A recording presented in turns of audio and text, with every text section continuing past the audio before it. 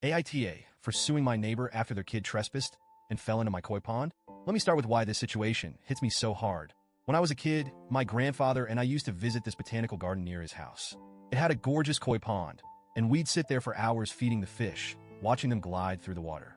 He'd tell me about how koi symbolize perseverance and how they swim upstream against the current like little warriors. When my grandfather passed away, it left a huge hole in my life. I wanted something to keep his memory alive, so I decided to build my own koi pond. It took years of saving up, learning about koi care, and planning, but eventually, I created my dream pond, a Japanese-style garden right in my backyard. The pond has it all: a beautiful bridge, flowing waterfalls, and plants that complement the tranquil vibe. The koi themselves are stunning: bright orange, shimmering white, deep black. Some of them were imported directly from Japan and cost more than my car. Maintaining the ecosystem is no small task, but it's worth every penny and every second of my time. About 6 months ago, my life took a turn when Karen moved in next door.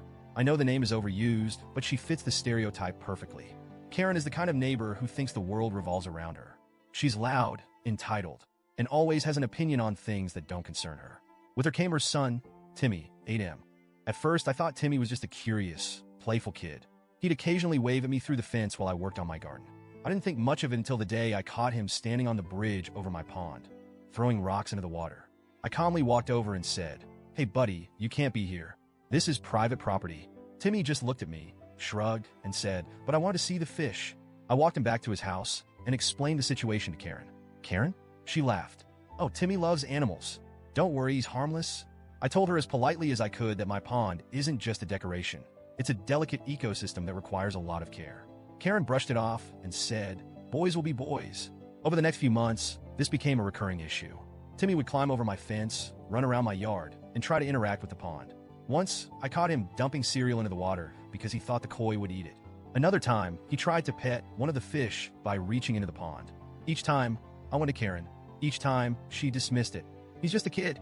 Relax, he's not hurting anyone," she'd say. I installed no trespassing signs on every side of my fence and locked my gates. I even set up security cameras because I was worried about what might happen if Timmy kept sneaking in. I told Karen in no uncertain terms that if it happened again, I'd have no choice but to involve the authorities. She rolled her eyes and said, "You're being dramatic. Last week, I had to run errands, so I wasn't home for a few hours. While I was out, Timmy decided it was a great idea to climb my 6-foot fence again. According to Karen, he wanted to feed the fish. This time, things went horribly wrong. Timmy slipped and fell into the pond, knocking over rocks, plants, and parts of the filtration system in the process. The fall stirred up debris, and the filtration system clogged, causing the water to turn murky. When I got home, Karen was waiting on my porch, furious. Timmy was sitting next to her, crying with a few scrapes on his knees. Karen started yelling at me the moment I stepped out of my car. "How could you let this happen? My son could have been seriously hurt." I was stunned.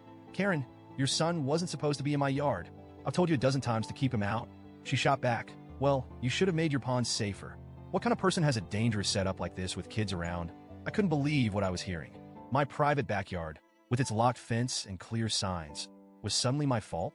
When I went to check on the pond, my heart broke.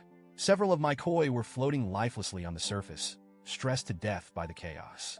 Plants I'd spent years cultivating were uprooted, and the filtration system, a critical part of the pond, was beyond repair.